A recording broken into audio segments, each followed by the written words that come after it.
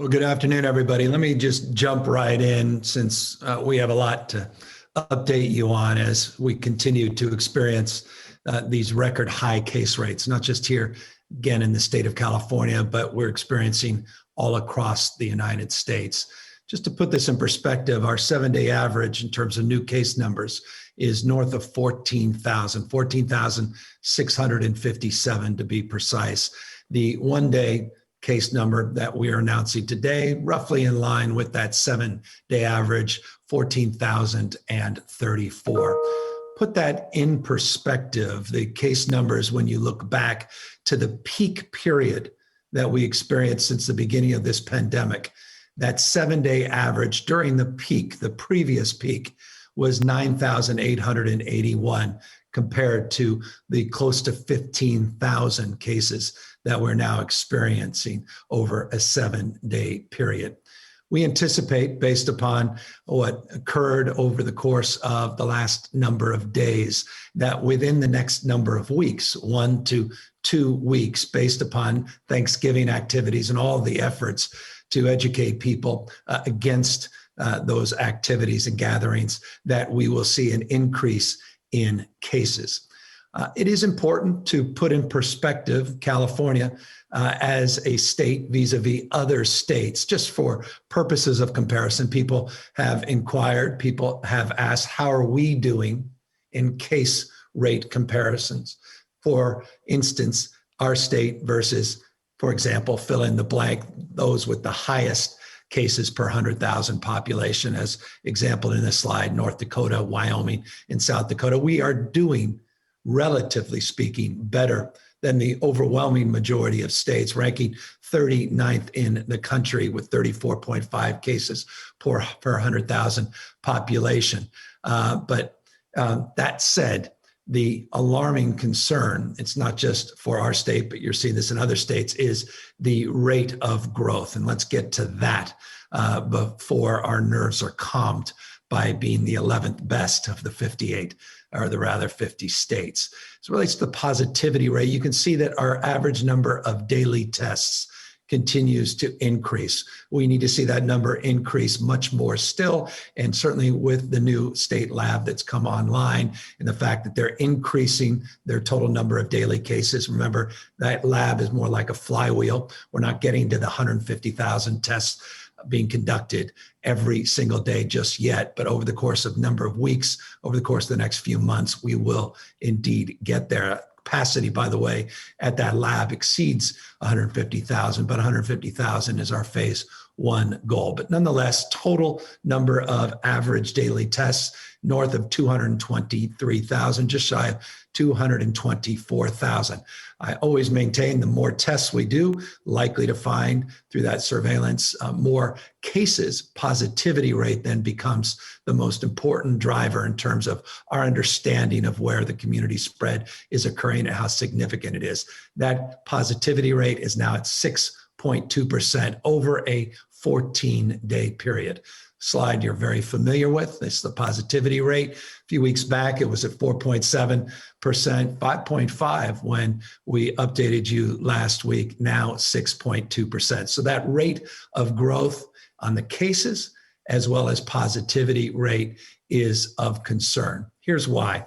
Roughly 12% of our new cases likely will be hospitalizations over a 2-week period, meaning once a case is reported, about 12% of the time, when you look at the aggregate, the cumulative number of cases, 12% of those are likely to be individuals then hospitalized. So you can start doing the math, and you can start putting some specific projections, specific data that will guide decisions that you make today and over the next few days in anticipation of those rate increases. I'll get to that in more specificity in just a moment. But here's a similar trend line in terms of the hospitalization you've seen now for a little over 6 to 8 weeks.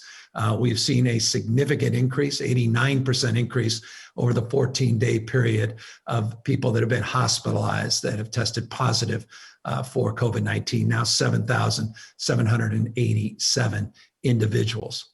At the current projections, this is the point I was just making a moment ago, the current projections, we are showing hospitalizations that without any additional interventions, change of behavior, or fundamental shifts in the way we are conducting ourselves as individuals in this state, that we can see an increase just in hospitalizations. They're 2 to 3 times greater than the current census in just one calendar month.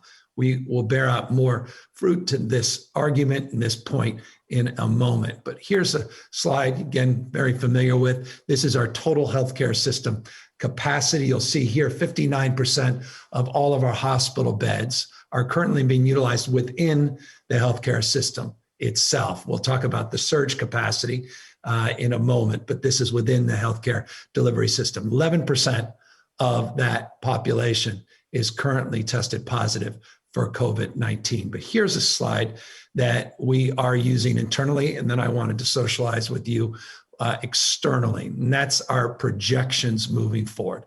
So as I noted, California healthcare system, 59% of the total number of beds are currently occupied. You can see if we project out to Christmas Eve, 12/24, less than a month from today, that we are projecting we'll get to 78% capacity. But that doesn't tell the whole story. That's in the aggregate, California as a state. But you break that down, the Bay Area, Greater Sacramento, Northern California, San Joaquin, you can see in San Joaquin Valley that we project upwards of 83% of the bed capacity being fully occupied just within the next month or so. We'll get to ICUs in just a moment.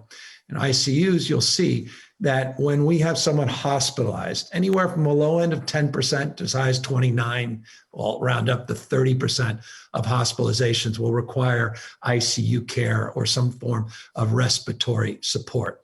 So we base number of cases, 12% likely end up in hospitals. Of those hospitalized, 10 to 30% may need respiratory support and ICU care. You can already see that trend line, this familiar slide of ICU admissions that have increased 67% in the last 2 weeks alone, 1,812 individuals now in the ICUs. That represents 23% of the total number of patients in our critical care system that have tested positive for COVID-19. So 23% of those that are currently in our ICU care system currently have tested positive for COVID-19. But let's take a look at the overall ICU system that's being occupied by individuals, or rather is being utilized by individuals needing ICU support for non-COVID related admissions. That's 75% of all of the state's beds. Here's a slide that should be sobering to everybody, and I'll keep it up for a moment so people can digest this and take a look at it. It's one thing to talk about where we might be, San Joaquin Valley, by Christmas Eve at about 83% of the capacity in our hospitals being utilized. But take a look at the ICUs. If you start breaking things down, look how quickly we go from 75% statewide, 85% already in Northern California of the ICU beds being occupied, to 134% just in early December. That's in a week or two. You can see in mid-December, California, the ICU beds will be at 112% capacity. And so you get a sense of where we may be, including in early January, just in the Bay Area, that is more robust in terms of its capacity based on current projections. But even in early January, they'll be stretched, getting close to 100% at 91%. So that's the lay of the land in terms of the red flags that are flying, not yellow flags, the red flags that are flying in terms of the trajectory and our projections of growth. And that's why we are making this point very loudly today. Dr. Galley will speak to it in the Q&A as well. And I may ask him before that to talk a little bit more. But if these trends continue, we're going to have to take much more dramatic, arguably drastic action, including taking a look at those purple tiered counties. And they are now 51 of the 58 counties. We had 9 counties over the weekend move backwards. Remember, we're not waiting on our weekly cadence to make moves. We're doing it much more consistently, updating the moves. 51 counties now in the most restrictive purple tiered status, 6 in the red status, just 1 in orange status, none now in yellow status. If we see these trends continue, the potential for a stay-at-home order for those regions in purple because of hospitalizations and ICUs. We're not just now looking at positivity rates. We're not now just looking at case rates. We are now looking in real time at hospitalization numbers and ICU capacity in those regions. It will require, and we are assessing this in real time over the next day or two, to make determinations of deep purple moves in those purple tiered status that is more equivalent, more in line with the stay-at-home order that folks were familiar with in the beginning of this year, with modifications in terms of the work that we are currently doing. But we've been working with health officers up and down the state over the weekend, well aware of what was happening in LA County and Bay Area, parts of the Bay Area, and in turn, the health advisors, or rather the health officers themselves, helping advise our team in terms of what they're expecting and hoping for from the state. They're familiar with some of those, some of the recommendations that we took from them, some of the recommendations that we offered in return, that they're being worked on in real time. Dr. Galley, just because I think this is an important point to reiterate, maybe you can talk just briefly before I move on in these slides, and I'll put up this current tiered status slide as you speak, just to talk perhaps a little bit more about your conversations over the weekend, over the last week, maybe provide some insight at what we may be looking at if these ICU and hospitalization numbers continue over the next few days. Yeah, thank you, Governor. And as always, you did an excellent job sort of laying it out. But as you said, we've been in constant conversation, not just with local health officers and other leaders at the county level, but really with the healthcare delivery system leaders, checking in, people on our team at the state, checking in daily with the big systems, but also smaller regional hospitals that maybe can't ramp up as quickly and as easily. And again, remember, we are doing all that we can to anticipate the surge, building beds, adding staff, making sure equipment's available, working to make sure all of the different waivers and permissions are in place so people can really, hospitals can do all they can for the patients coming in their front doors. But we also need to address, as you've pointed out, kind of that the incoming patients and making sure we're doing what we can on transmission. So focusing on what we talked about previously as non-pharmaceutical interventions, everything from where we are now with restrictions in the purple tier, 51 counties in that status, and looking at other things like all the way up to a stay-at-home order to determine how we really navigate what is a challenging time with case rates. I'll remind you that the high case numbers that we've seen in the last week and 10 days have not even begun to impact hospitals yet. We know that it takes about 2 weeks. So a few days ago, when we had a case level of 18,000 plus cases in the state, what that tells us is that's not yet impacted the hospitals, the emergency rooms, the ICUs. So really working over the weekend and frankly, day in and day out with healthcare leaders across the state to understand where their challenges are, making sure that staffing is strong. We know that staff are one of our most precious resources at this time. And they've been on that front line for many, many months. They're tired out themselves. Their families are concerned about what these high rates of spread are. So doing all that we can in our communities to protect those healthcare workers. So that's what's going on. Everything, as you know, Governor, is on the table in terms of considering how we effectively guide the state through this and working with our local partners to make sure what we do is both impactful and as time limited as possible. We know that this is hard for all Californians, and making sure that we choose something that will make a difference but that we can track that difference and give people some confidence that we will only do it as long as we need to bring the hospitals into a situation that they can handle the incoming patient numbers and provide high quality care in a way that protects our healthcare workforce as well. No, I appreciate that. And I want to just pick up a little bit on what Dr. Gelly was just saying as it relates to our preparedness, but also caution that some of the tools in the toolkit when we were at this in early part of the summer are not available to us, most notably because of the surge all across this country, the capacity of the federal government, the capacity for mutual aid coming not only from the federal system, but from even other states is more limited. And as a consequence, we are thinking in that frame about ways we can be more creative and more proactive in terms of our preparedness. I'll remind folks that of the work that we have done to prepare. In particular, it was interesting to note that California's current PPE stockpile is the largest in the United States. In fact, it's larger than the US government's stockpile. The National Strategic Stockpile actually has 40 million less N95 masks than the state of California. So it's just an example of what we have been doing over the last number of months to truly be prepared. Another thing we did to prepare, something that we had updated you on a relatively consistent basis, we'll start doing again very soon, is our health core. We went out a number of months ago and we asked people if they would submit their names and their unique skill set to a registry and make a determination based upon their active registration and their licensing and whether or not they can commit a certain amount of time in a certain area to a certain need, whether or not they matched.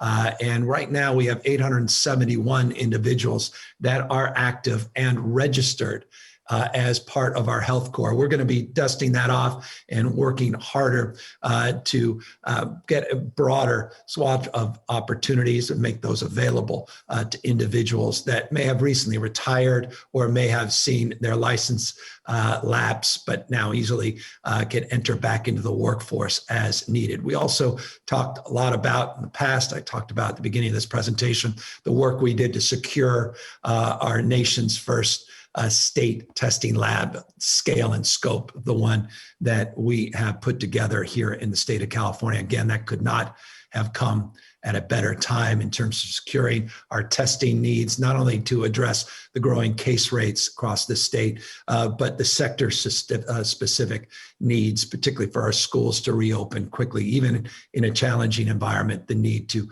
provide for the state-of-the-art PCR tests, these lab-based tests that are critical in terms of the sectoral reopening. And of course, doing what we can to procure more ventilators, not only from the federal government, but getting more ventilators in our healthcare system.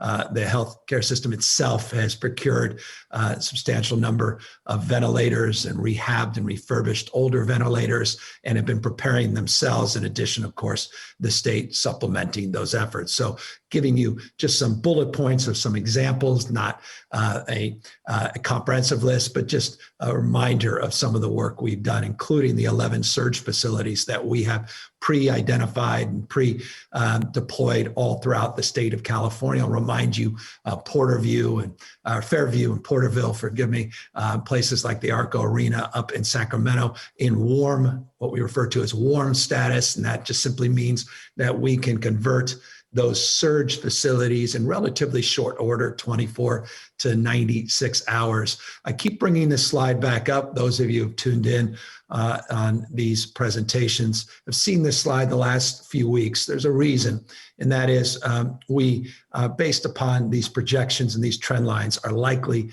to begin to need to turn these from warm status and make these fully operational. And so we're just moving slowly in that direction, just go give you a sense that this capacity up to 2,000 beds, 1,862, we have some additional capacity as needed where we could go beyond these numbers. But nonetheless, this capacity has been formalized and organized in a way that we are prepared if indeed we need to be accessing these sites. I'll remind you, if we need to access our PPE inventory, again, over 500 million units of surgical/procedure masks and N95 masks. You'll see there on the slide additional gowns and gloves, collection kits, and the like, which we continue to procure. This is not a static number. We're updating these numbers consistently. And as I reminded you in previous presentations, we've already distributed some 600 plus million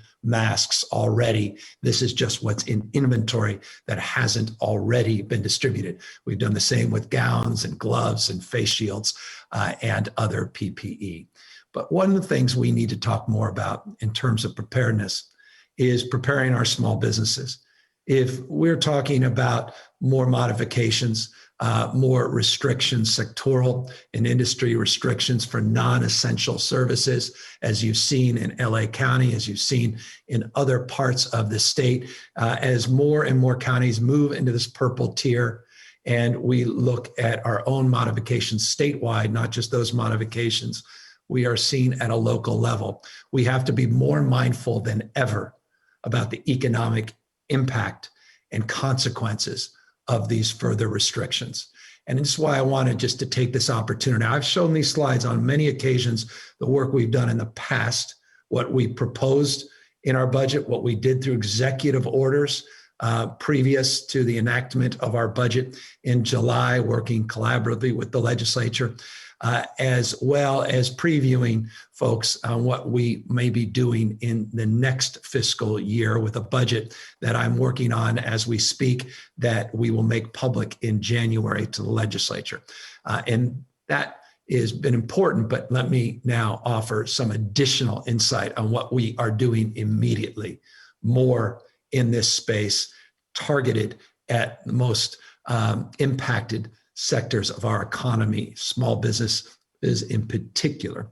We are announcing today immediate relief to provide billions of dollars of opportunity for small businesses that have collected sales taxes and owe sales taxes in this first line up to $1 million of sales tax that is owed to get a 3-month extension, in essence, a float.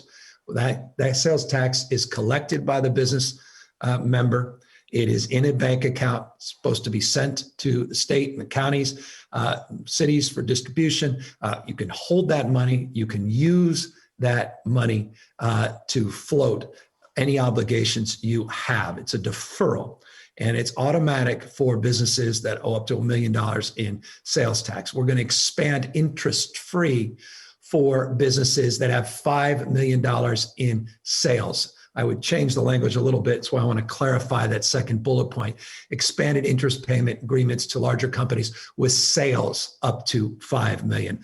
Sales tax that is owed up to $1 million, but sales we're expanding for immediate relief up to $5 million in sales. You just have to fill out a form. It's automatic for those other businesses. Fill out a form. The COVID19.ca.gov website. It's a good first site, which will direct you to the appropriate agencies, the appropriate forms. COVID19.ca.gov website. COVID19.ca.gov website to learn more about these programs. But that immediate relief, we worked with the legislature. I want to thank legislative leaders for their insight, for their counsel, for their support of these efforts. And also, we are expanding to those industries with operations that have been disproportionately impacted. And those are restaurants, hair salons, nail salons, bars, hospitality industry in particular, that has been impacted already by the tiered status, but likely to be impacted more with regard to the prospect of additional restrictions over the next days and weeks. Here's some additional supports we're providing for immediate relief. And this is the emergency relief package, also in partnership with the legislature. This is money that we're getting out right away, $500 million. I want to thank legislative leaders over the weekend working with our team to broadly tip the hat to support using our reserve accounts to get $500 million of additional grant money, up to $25,000 cash grants, not just to small businesses in this case, but also cultural institutions and nonprofits. We cannot forget the essential nature of our nonprofits, our community-based organizations, in terms of addressing the most vulnerable and the needs, rather, of the most vulnerable in the state of California. So these are grants up to $25,000. This program will be a bridge just over the next number of weeks to what we will work on with the legislature in the next legislative session. So I want folks to know this is not the end. This is just the beginning of a bridge. What we did in January, or rather what we accomplished in July together with the legislature, and now a bridge through this emergency appropriation, through our reserves, to get us into conversations when the legislature returns and seeing what we can do with early action in terms of next year's budget. In addition to that, we are truing up, forgive me, better language. We are increasing our investment in a California Rebuilding Fund. And by the way, I'm very proud of this fund. We've had an overwhelming response. This came from our economic task force. In fact, this was, full disclosure, interesting perhaps to some. This was the brainchild of Janet Yellen, the former Fed chief, who was just announced today formally by President-elect Biden to be the next Treasury Secretary. She was a very active participant in our economic task force, and she talked about the importance of providing first loss funds and providing direct relief for businesses with this program. This program immediately has generated a lot of support. The idea is to provide $125 million. We're looking to leverage these dollars. You can see what's already happened just since we announced the first tranche of this fund a few months back, how the take-up has gone. We want to get an additional $12.5 million that will leverage tens of millions more resources to get to $125 million of relief on this first loss fund. We're also reminding people that tomorrow, literally tomorrow, because of the work we did with the legislature, again, thank you to legislative leadership, Budget Chair Ting and Holly Mitchell, their strong support of our Main Street hiring tax credit up to $100 million. Those dollars are now made available when you hire a qualified employee, a tax credit up to $1,000, up to $100,000 if you're a small business owner, that you can receive in tax credits. That program begins tomorrow, December 1st. Again, go to covid19.ca.gov website just to provide basic information of where you can go to learn more about this Main Street hiring tax credit. That program goes live, again, December 1st. We also have a program, and it's remarkable to me how little attention this has earned, and we'll all take responsibility for that, but I will be stubborn to continue to remind people about this. We have waived the franchise tax in the state of California for new business startups. $100 million we set aside in July budget to encourage innovation, to encourage entrepreneurialism. I want to remind people of that program that was approved with great support of our legislature, as well as excluding all the PPP loans from any state taxes, which is something, just as a reminder, that was done recently and is very important. And it was something, again, came not only out of the legislature, but also supported by our economic task force. We also have provided for disaster relief loan guarantees of now up to $100 million. We did $50 million through an executive order. The legislature doubled that still, which was spectacular. $100 million. You can see already what these loan guarantees have done. $100 million of loan guarantees, where we are helping those that can't get traditional loans, that are falling through the cracks. We hear this all the time. You know, it's one thing if you have long established credit and you have a long established banking relationship or credit union relationship or traditional capacity to get financing, but what about everybody else? And so that's why this program was created. And this goes through our iBank, $100 million, 83% of the loans that have already gone out, women and minority owned companies. And you can see we're leveraging. This is, again, all about leveraging. It's not just the 100 million, it's leveraging tens of millions more. You can see just in one component of the two programs, the total 100 million, that we had 217 million loans approved that have already leveraged $109 million of additional support.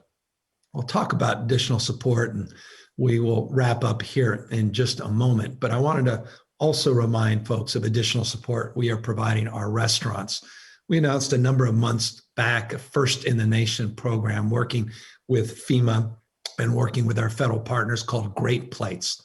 The whole idea of Great Plates was to have restaurants that otherwise are closed or substantially impacted because of the restrictions pursuant to our guidelines, local and state, under the COVID-19 restrictions. They simply cannot operate at capacity. We want to create a competitive and creative program that allows people to serve the most vulnerable that are in need, 3 hot meals a day to seniors that are wisely being cautious in terms of their own movement and that don't otherwise have access to a lot of the Meals on Wheel programs and other programs that are providing support.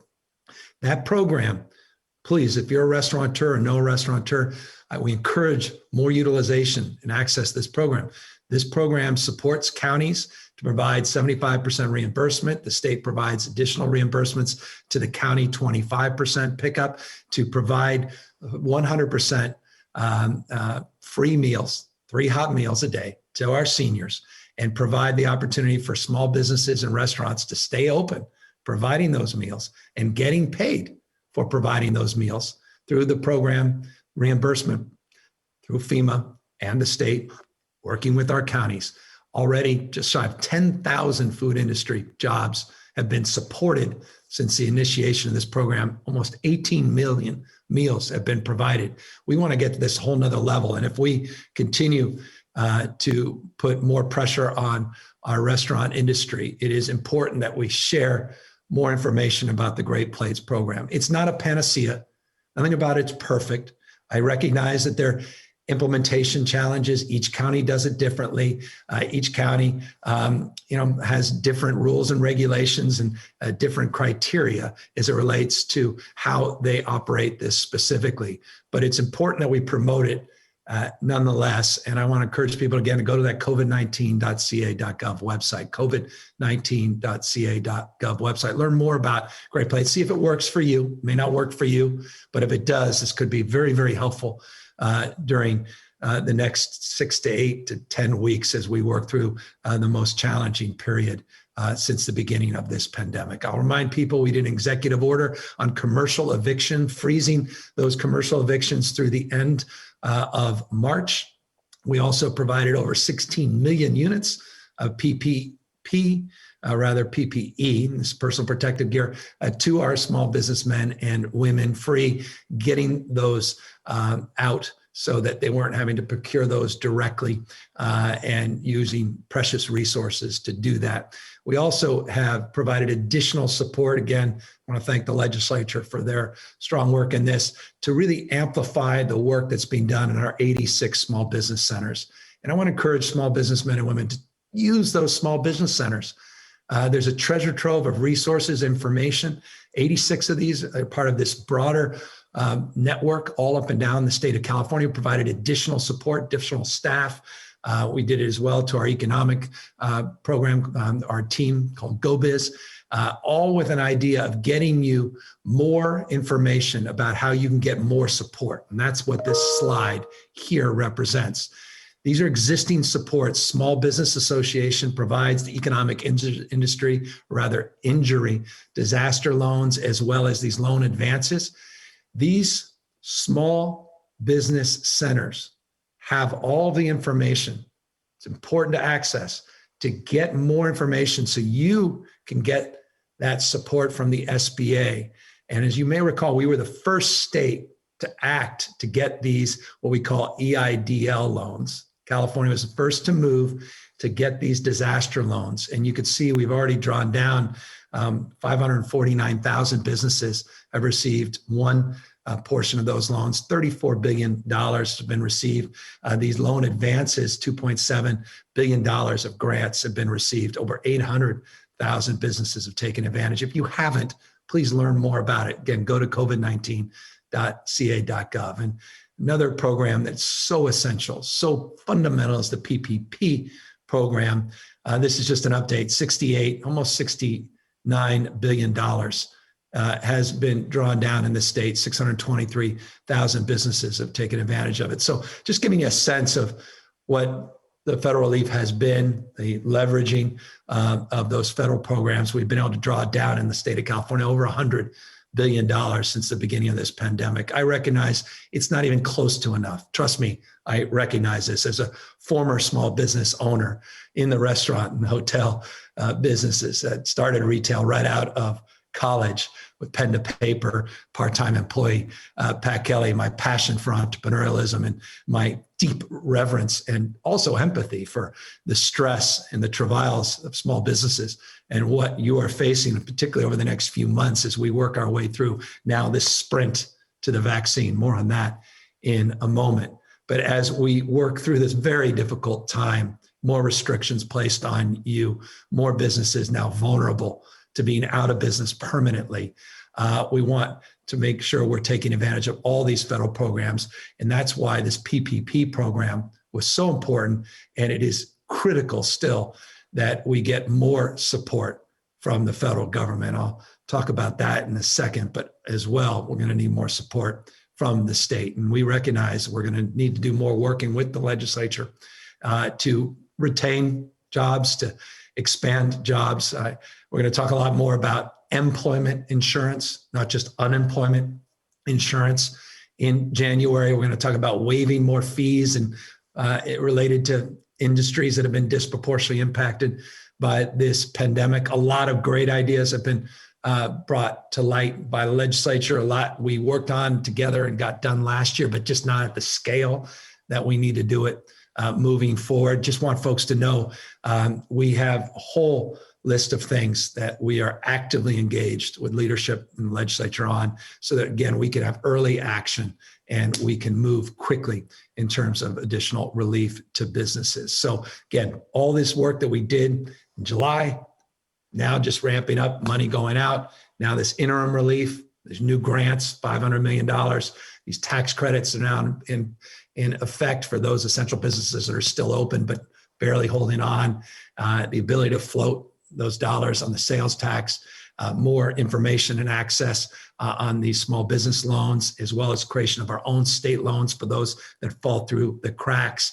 And of course, work that we need to do in terms of the micro support for small businesses. And then that last line here, more infrastructure, more broader long-term, medium and long-term economic development strategies, housing, and larger infrastructure projects, and how we can accelerate even more of that infrastructure funding than we have already, all part and parcel of what we'll be moving into January. But as I said just a moment ago, let me just conclude in terms of this topic, that we can't do this alone. Even though we are the fifth largest economy in the world, it's been 248 days since that CARES Act and the PPP money drying up, money across the spectrum drying up in terms of those reliefs, the individual relief checks, the UI checks, PUA checks, all these other supports drying up.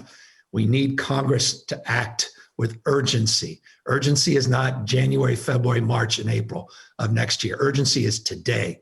Urgency is tomorrow. Urgency is a 24-hour effort, 7 days a week, to figure this out and to get something done and meaningful. Is simply not, we are not capable, even a state as rich and resourced as California. And that's saying something. We're enjoying revenue above projections. We're able to provide these supports, but it's not enough to do what we need to do to hold up the economy of this country, not just this state. And no more bickering. Time for people to really just put aside their differences. I have private thoughts that I want to share, but start to put aside their differences, do the damn right thing, and not do it as Democrats or Republicans, but as Americans first, and not wait. We can't wait. We need to get moving on these supports to help these small businesses that have put everything on the line to make the American dream possible and to have their back at this critical moment. Now, forgive me, but this is just fundamental. And to that end, if you are wondering what we're doing to support that cause, I would point you to a series of correspondence we've had with legislative leaders in Congress, Speaker Pelosi, Mitch McConnell, among others, as well as minority leaders in the respected houses. We also just recently sent another letter specifically outlining, multiple page letter, specifically outlining what we believe are the most important supports in terms of a new CARES Act. And so we're not being sheepish or shy. I'm not just announcing this in a press conference. We've been working closely with Speaker Pelosi. We have publicly made our requests known for many, many months, not least of which the last few weeks. And we'll continue to work aggressively with the Biden administration, the incoming administration, the transition, to do what we can to help influence real action at the federal level. Speaking of action, and I'll just close with this and we'll open up to questions. Important, last week I updated everybody on the vaccine plans and the 3 work groups that we created a number of weeks back, some work that we had done, task forces going many, many months back. Here's something that you may not have seen. We are anticipating 327,000 doses of the vaccine from Pfizer to come in the next few weeks.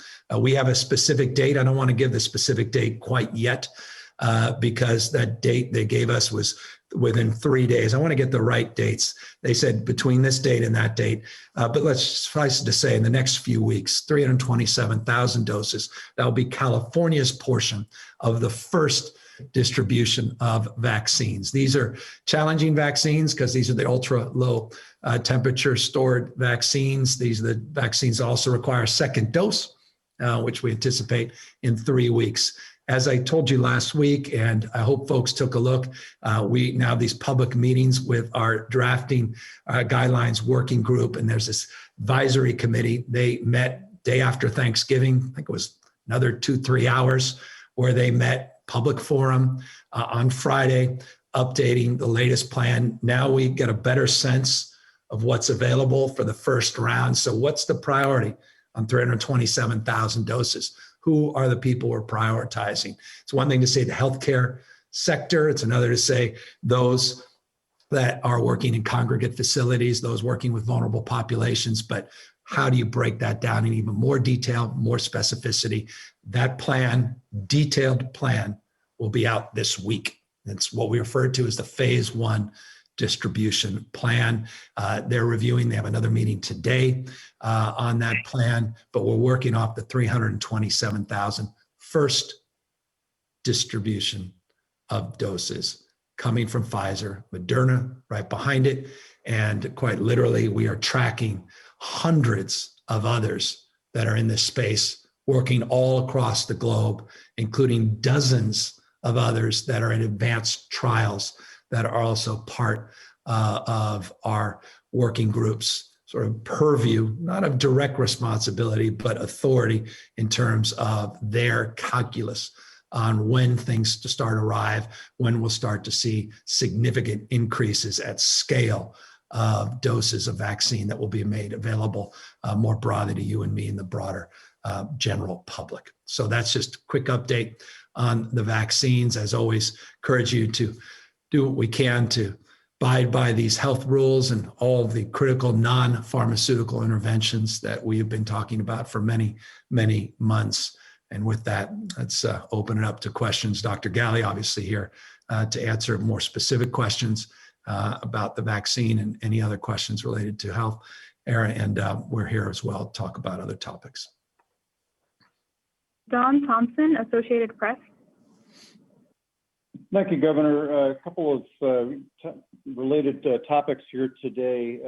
If I can ask on whether you think the hospital system can withstand this unprecedented surge without shutting down beds to elective surgeries, as you did earlier in the year. And we're hearing some are already doing that.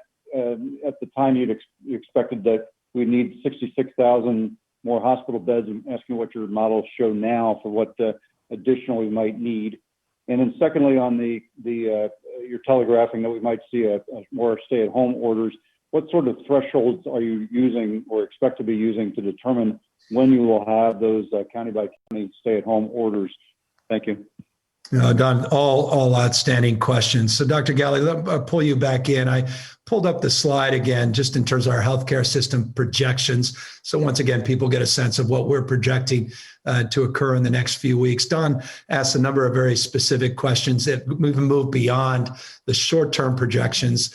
I think he was referring with that 66,000 number to some of this information that we provided earlier, March and April.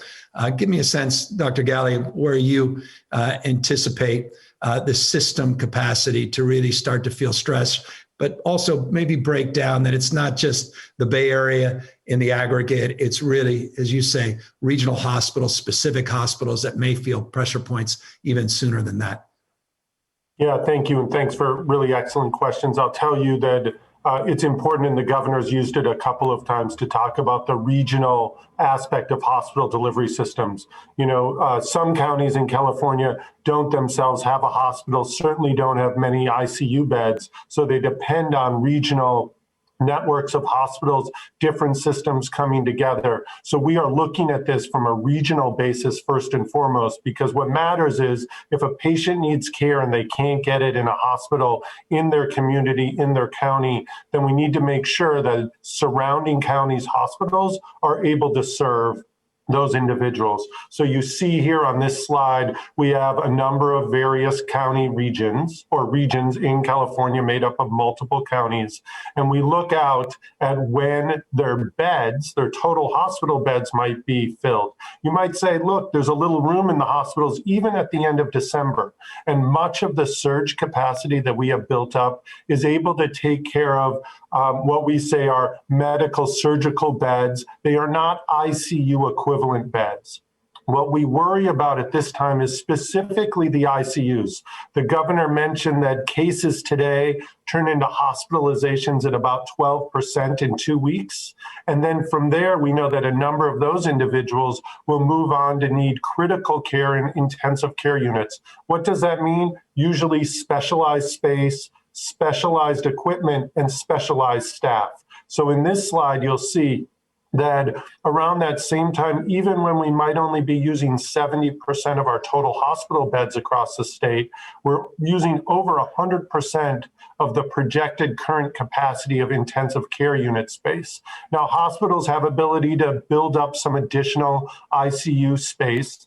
We've done that in a long-term way in areas like Imperial County. You'll remember Imperial over the summer had the need to move a lot of patients out of their county to get that high level of care in other counties. It's not that they couldn't deliver it for some, it's just they couldn't deliver it for the number of patients that needed it. We have since worked with those hospitals to build ongoing intensive care unit capacity so that not as many patients, hopefully no patients, need to be transferred out. They have that internal capacity. We've been working that in other parts of the state as well to increase our ability to take care of individuals. But bottom line is we are looking at intensive care unit capacity as the primary trigger for deeper, more restrictive actions, because when that capacity goes away, or even when it gets stretched so far that staffing is stretched, that we have to have, set up space that isn't typically used for intensive care units, we know that the quality of care, not because of anyone's fault, not because people aren't being attentive, to the contrary, they're working so hard, so fast that the quality of care sometimes takes a dip and we see outcomes we don't want to see. So we are doing all we can to see that coming, to anticipate that, so that, as you can see in this slide, the second half of December, when we anticipate if we don't make changes to how transmission is going today, we may have some limitations, some real concerns in certain regions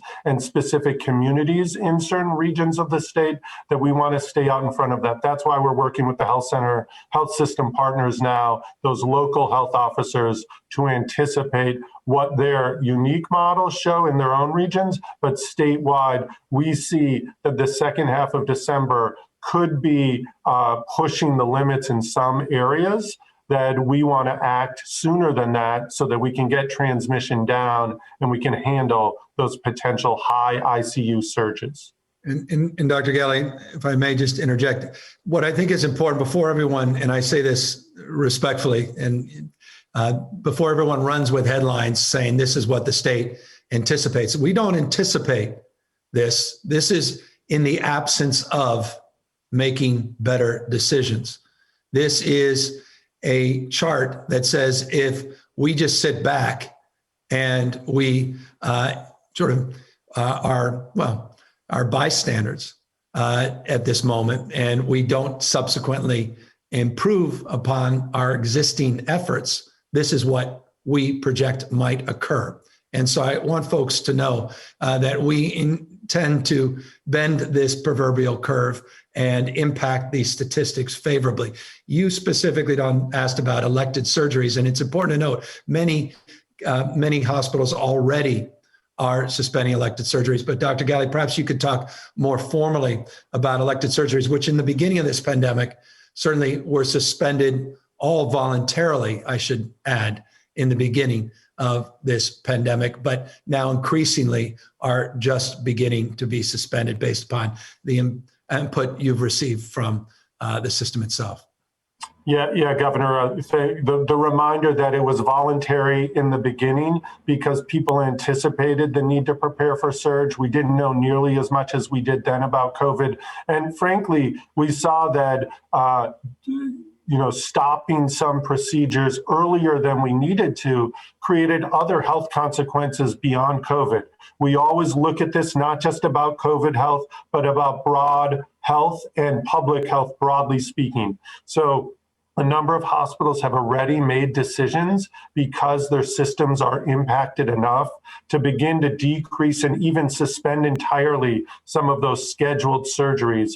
And we're not talking scheduled surgeries like, oh, it's fine to do it today and we can wait 6 months. Some of these are very important procedures, things like inserting dialysis catheters, heart valve replacements, certain procedures to make sure cancer care goes as well as it is. It's not that it has to happen today for certain, but waiting weeks and weeks and weeks could have significant consequences. So it's this fine balance, but a number of systems and hospitals specifically, if you looked in the Central Valley, you looked in parts of Southern California and the Bay Area, I'm sure in Sacramento already, certain hospitals, certain systems are making the decision to reduce those in part and maybe even suspend them entirely until we see how the next few weeks plays out.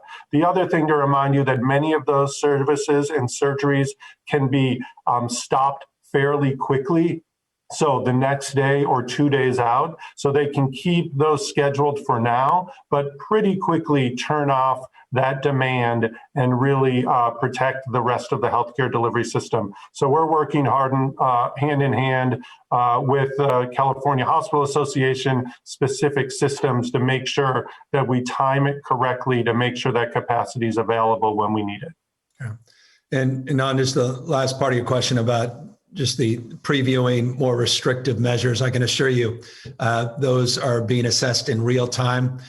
Do not anticipate, again, week by week announcements in this space. There are many moving parts as it relates to any subsequent movement by the state. One size, again, does not fit all. We have many different local health officers, very different points of view. And so we're working with our counties, working with our cities, not just the healthcare system itself, as well as local health officers, all in an effort to basically land where we think is appropriate based upon these projections that we are making public today. Stephanie Alam, CNN. Hi, Governor and Dr. Galley. My question is about the fact that California is one of the most strict when it comes to the COVID restrictions that we're seeing, and yet we still have this case explosion here. And I would love to hear why you think that is. Is it just people are tired of dealing with the pandemic? And if so, does that mean, as you're looking at these more strict stay-at-home orders like we have here in Los Angeles County starting today, does that mean that perhaps there will also be more of a intensity on having some of these restrictions followed, the reinforcement of that? Could you speak to that too, please? Thank you. Thank you. Thank you for the question. I want to go back to the slide on case rates and positivity rates, because I want to put it in perspective. When we talk about surges, so often is the case, particularly as I read the headlines, is that people lead with case numbers. I want to remind people California's equivalent population of 21 states combined in this country. So I think for California, and I would ask this for consideration, I don't have any great expectation, but just for consideration, when we do report in California, that it's a different level of reporting in the context of the size and scale of this state. Not only are we testing more and more people, as is the case now, over 200,000+ people a day, we have to do a lot more, and I'm very cognizant of that. We should expect those case numbers to be high in a state this large. The positivity rate, again, is the number in this slide that I think is incredibly important to track. And you're absolutely correct. And I appreciate the frame of your question. We have certainly seen an increase in the last number of weeks in not only the case rates, but also more importantly, perhaps the positivity rate. And that positivity rate just in the last few weeks, 4.7 to 6.2, is disconcerting. We know that that will impact our healthcare system and the hospitals, which we talked about. And we obviously recognize the impact that will have in terms of our ICUs.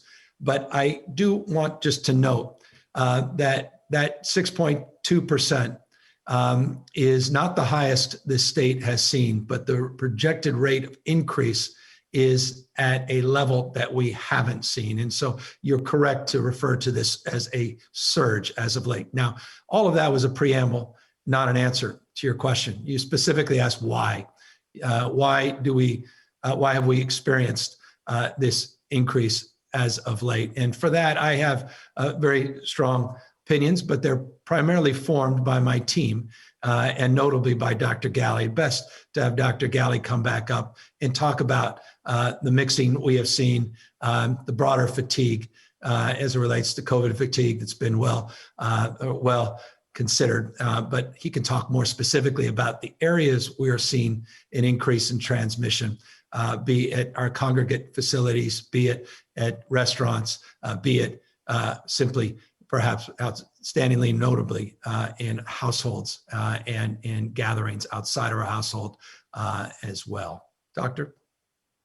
Yeah, I think really excellent question, one that we are answering constantly these days. And I will just start by saying that so many Californians continue to do the right things. They do have their guard up. It's easy to drop it, and no one can blame you after months and months of messages about masking and physical distancing and staying at home. We get it.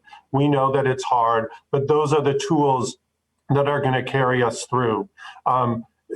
Certainly some of this has to do with that COVID fatigue, that COVID resentment. Sometimes I like to call it, people just want to be done with this, but it doesn't take a break just because we're tired of it. And that's why we continue to support Californians with messages to add some of these additional supports that the governor mentioned today. And really with the hope of some of the news around vaccine, that our most vulnerable could be getting vaccinated. Our frontline healthcare workers could be getting vaccinated in just a matter of weeks, opening the gateway to so many more receiving this important tool that protect us. The other fact is that you see the map of the US, and it's as though the weather's moving from the east to the west. COVID is moving in that direction. It had been sort of in the eastern part of the Midwest, now moving to the western part of the Midwest, really knocking on California's door with a number of people returning from trips and travel. Hopefully they take the advisory on quarantining very seriously, and they protect themselves, their family, and their communities by doing that right thing. That could help reduce transmission a bit, but we know that travel and that mixing that's happening do drive transmission, and that's going to be an important piece of it. With the level of cases transmitting, this slide here, 34.5 cases per 100,000 people. I'll remind you that that's roughly 4 times higher than it was many weeks ago. And that means that activities that people thought a month ago were safe and lower risk, today are higher risk. So part of this is we need to recalibrate for a short period of time what we do to keep this transmission down, protect those who could become sick and hospitalized and need that care, and frankly, to keep the death toll in California as low as we can, given what we've seen in the past many months. And with that hope of the news of the vaccine, I think California can do it. But we are really in a different situation with transmission than we've ever faced before. And it is every activity a month ago, lower risk, this month, higher risk than ever before. And just to note, and it's important, and forgive me for not having noted it earlier, we've lost on average 59 people a day over the last 7 days. We're starting to see the death rate begin to go back up, not significantly yet, though modestly. It was going down on a pretty consistent basis, started to flatten, and now we're starting to see those numbers go back up. This is exactly the trend line we most feared and one we most fear going forward. Brittany Johnson, KCRA. Hi, my name is Brittany Johnson. I'm with KCRA. Thank you for taking my questions here. I have two questions today, one about California testing data protocol and a question about self-quarantining. On testing, is California going to wait for FDA approval before doing its own vaccine data testing, or will the state start doing data on its own to speed up distribution? And then a question about self-quarantining. People who traveled out of state being asked to self-quarantine, especially over this Thanksgiving holiday. How can we be sure that people are taking it upon themselves to self-quarantine? Is this on the honor system, or is there some sort of watchdog group that's going to be out making sure people are self-quarantining? And what exactly is self-quarantining? Meaning, if you are to self-quarantine, how do you do that? What is expected of you if you self-quarantine? I feel like I can answer the latter part of your question, since precisely what I'm doing and why I'm talking to you from my home and not our state operations center, which is typical. But let me back up a little bit. Last week, and I encourage you to the extent you could take a look at the presentation I made last week as it relates to vaccines specifically.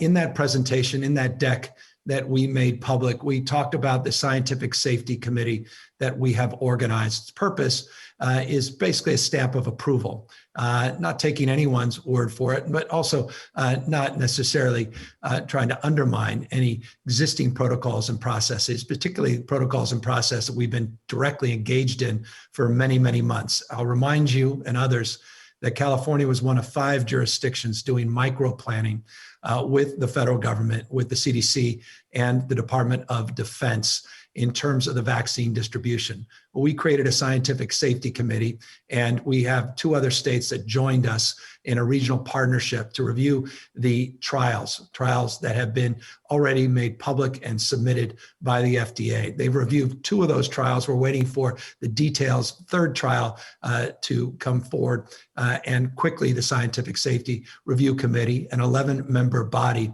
will review that data independently to certify it. It's all about building trust, and it's also about speed to determination. This is not intended to delay in any way, shape, or form the distribution, quite the contrary, of the vaccine. It's basically to support trust building and to provide a next set of eyes from some of the world's leading experts that just happen to reside here in the state of California. As you also may have noted from the presentation that I provided just a few moments ago, and you can see in this slide that we put up, the California Vaccine Update, that we have another work group. This is the Drafting Guidelines work group that will make the determination from an equity lens on how to prioritize the distribution of the vaccine. So you have the safety committee and you have the guidelines work group, and they are working with a community advisory body that meets today, that met on Friday, and those meetings are public. And I encourage you and others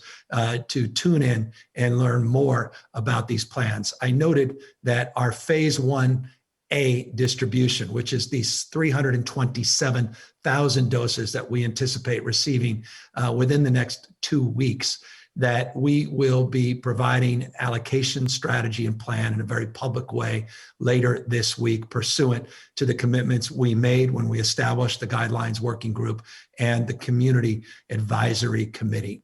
And so that you should anticipate, and I would encourage people to learn more by tuning in to their advisory meetings, again, that are public.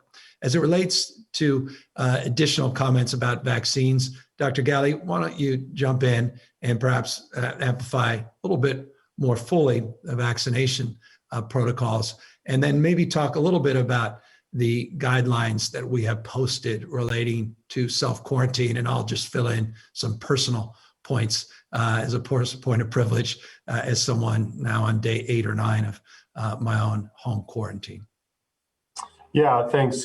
So just building upon what you said, Governor, with the vaccines, that scientific safety committee is not doing its own trials or doing its own original work. They really are reviewing the same information that the FDA has. Just from a California perspective, we wanted people who are familiar with California, who live across our state, who look like Californians, speak languages of Californians, and can really endorse that this is something that is safe, that they would take themselves, they would ask their families to take. So that stamp of approval is strong, and that Californians can benefit from that tool with that bit of extra trust and trustworthiness that we intend to build up as we go along. As the governor has said to me, the vaccines implementation will happen at the speed of trust, and that is part of the reason why we have built a set of committees, a set of actions, and a set of communications with each of you so that we can build that trust, share our concerns as well,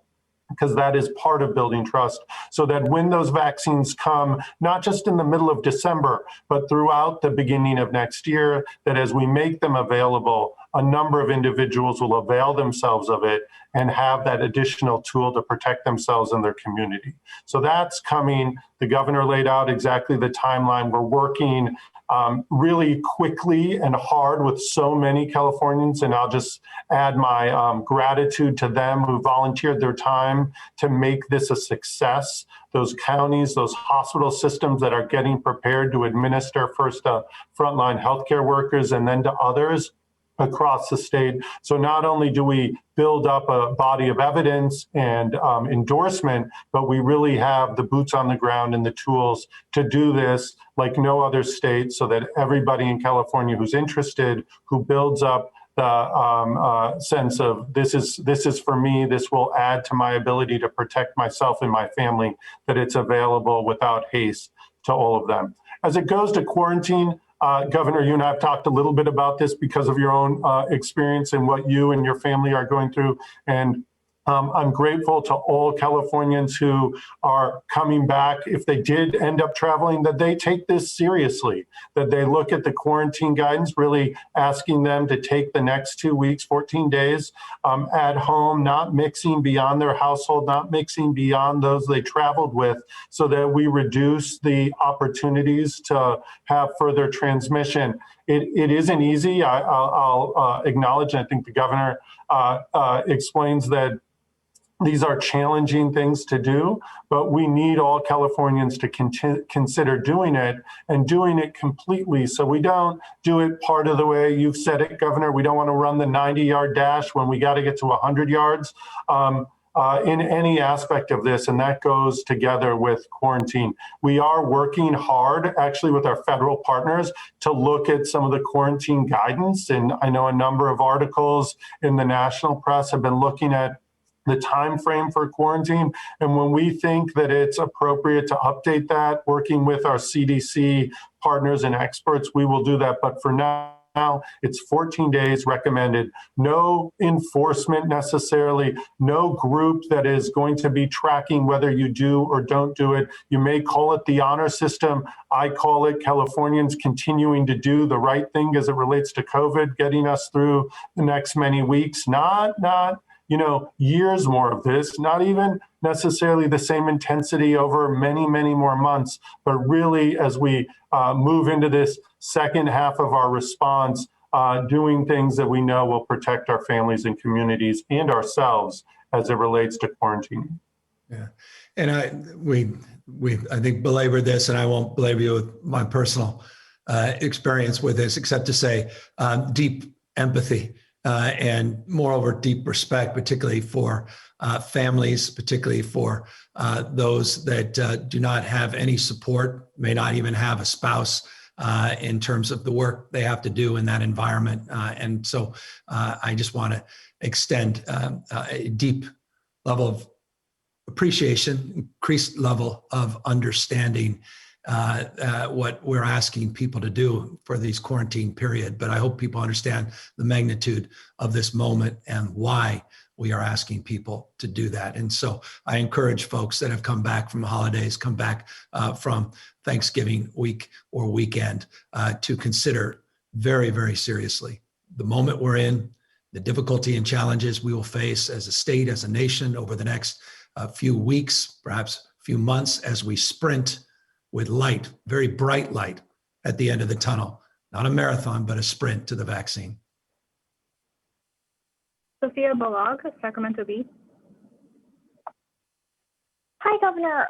Early in the pandemic, you issued a number of executive orders related to the state's healthcare workforce. And as Dr. Galley mentioned just a little bit ago, those workers are becoming overwhelmed and exhausted. And I'm wondering if there are any executive orders or other types of actions that you are considering or can take related to our healthcare workforce, like if you're considering suspending any rules relating to staffing ratios or anything like that to help healthcare workers meet the surge.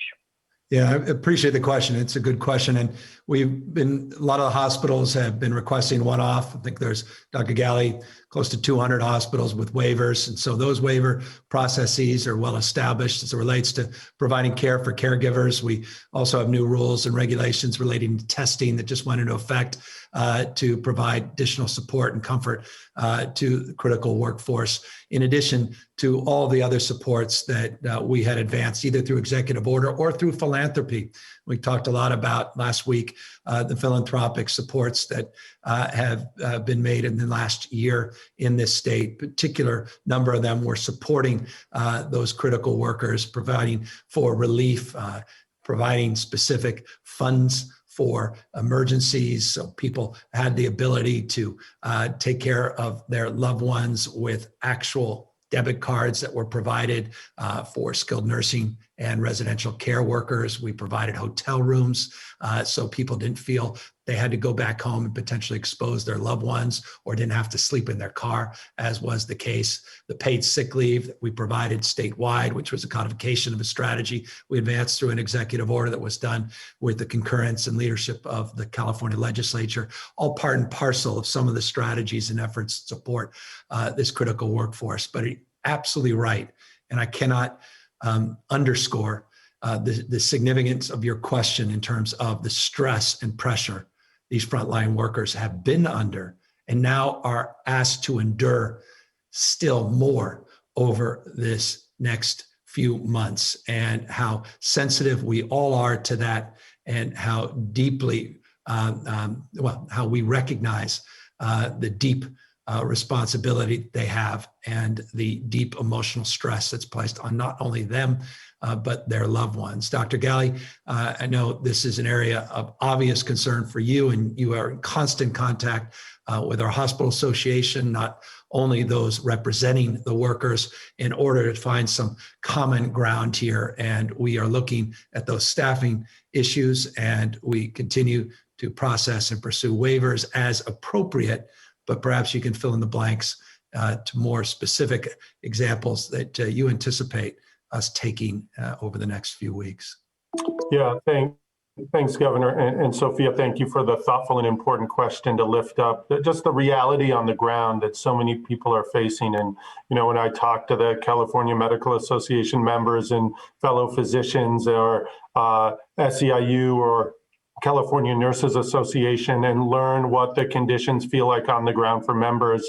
You know, we're in this together is really the big message, and different groups need different things. Our hospital partners through the California Hospital Association, speaking to some of those big systems, you know, you talk about staffing, permission around staffing ratios and waivers, and a number of hospitals already have asked for those, working under those waivers because they can't find the staff as we found in the summer and the spring to cover shifts. We need to make sure that all of the things that the governor mentioned, that many are available today, that those continue to be used effectively to support individuals so we can keep doing the good job that we have. Specifically, as it relates to some of the staffing ratio questions, we're in active conversations with a number of people to make sure in the spring and summer, we didn't know as much about what our situation was going to be like. We certainly put into action things immediately to make sure we were prepared. Today, in a more balanced way, we're having those conversations, making sure that we continue to move forward with strong staffing provisions while also recognizing the pressures that people are under when a number of COVID positive patients come in through the emergency room overnight or over the course of weeks to make sure that they have that staffing. So we'll be making some important announcements in this space, posting some additional guidance so hospitals know how to act, that they have the support and the protection they need to care for patients, and that staff have the support that they need. The governor mentioned some provisions put out last week around staff testing, but these things all go hand in hand as a package of things to support us to do what we need to do. All of that said, this does not diminish the ongoing need for us as community members and as individuals in California to do our part to make sure transmission is reduced as far as possible. So those frontline workers, those systems that are there to care for you for COVID and beyond, heart attacks, strokes, et cetera, that it's available and they can do the best job that they can. So all of those provisions that you mentioned, Sophia, can only really make the difference if we continue to push that front end work, those non-pharmaceutical interventions, those things that we know can keep transmission low across the state. Final question, Alex Michelson, Fox 11.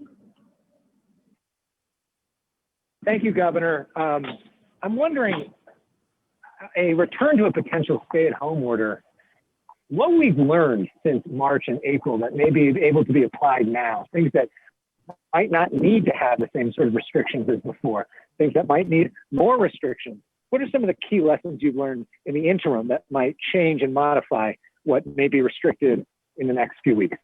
I really appreciate that question because it's exactly the question we're asking everybody, not just ourselves, and really working with industry, working by sector, working specifically with our health teams to look at the data and let the data guide that, not emotion, not past practices, but really get a sense of what's driving any of those decisions. And that's exactly what we've been doing, candidly, for almost the last full week, from day or two prior to Thanksgiving, when we started to have these conversations with local health officers and really looking at what's working, what's not, including with some of our federal partners. So we are trying to be much more specific, more surgical, dare I use a frame, medical frame term, and more prescriptive in terms of looking at the efficacy and looking at where the data leads us in making those determinations, sector by sector, and looking county by county, region by region as well. Dr. Galley, I know we have some very contemporary conversations just moments before we got on air today on this very topic, not least of which over the weekend with local health officers. Perhaps you can talk a little bit more about some of those, maybe some things that you're willing and ready to socialize, maybe specific examples of lessons learned, so we may not need to do as much in terms of being blunt with the stay at home and more surgical. Yeah, thanks, Governor. And you highlighted so many of the things that we've been talking about, and not just on our own team, but experts across the nation trying to learn from lessons that others have had the opportunity to learn, and then our local partners about what they're seeing and what they're doing themselves. I'm really working together as One California on this. I'll say a couple of high-level things first. Everybody wants us to identify the sector where spread is happening. And the truth is, when you have this level of community spread, it's happening in our communities first and foremost. So the minute you walk in the door of any entity indoors, the chance of encountering someone with COVID who can actually transmit it is higher than it's ever been.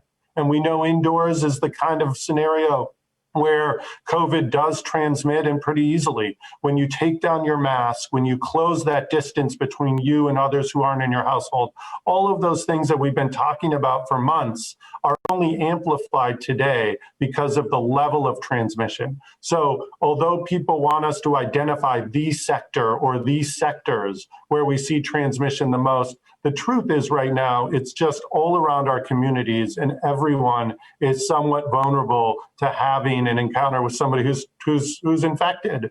They themselves may be asymptomatic and or pre-symptomatic and could transmit it to others. So there's this broad sense that it's really community transmission, which is our number one focus at the moment. Yeah. Secondly, Sorry, Doctor.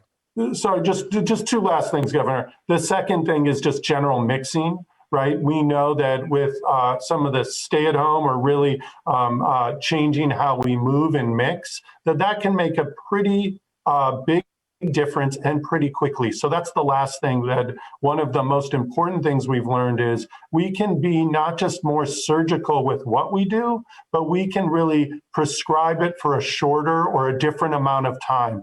Early on, some of those orders really were open-ended. We weren't sure. Today, we know that we can get impact from certain interventions in a reliable way more quickly. And that's part of what we're considering. So all of that's going to be built in, and I'll leave it at that because I know we have more conversations to have and certainly a number of other data points to look at.